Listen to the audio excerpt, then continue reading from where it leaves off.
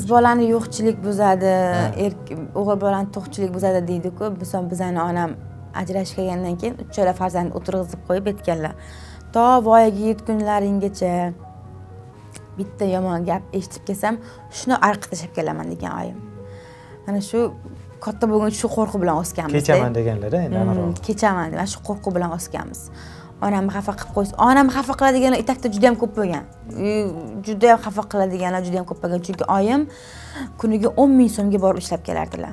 Suv zavodida ishlab kelardilar. Kuniga 10 ming so'm. U nima bo'ladi? Bu Qozog'istondami? Tagida podvali boyxonada uxlardik. Muzda yostiqlarni qo'yib olib, sovuq havo kirmasligi uchun. Onam hamma qiyinchiliklarni ko'rib o'sganlar. Hozir onamni tilla bilan ham, kiyim bilan ham qancha qilsam ham kamda. Chunki onam hamma qiyinchilikni ko'rib, hatto kir kiyimlarimizni uyiga og'irchiligi tushmasin deb borib ishxonada yuvib kelardilar. Shu uydan suv sarf bo'lmasin, shu yerda qilib kelay deb o'sha yerda qilib kelardilar har doim. Chunki biz onamni tish tirnoqlari bilan yig'ib o'stirib, o'zlari yemasdan o'zlariga bergan, bizga berganini ko'rib o'sganimiz uchun onamga hozir juda ko'p narsa qilaman. Qancha qilsam ham kam.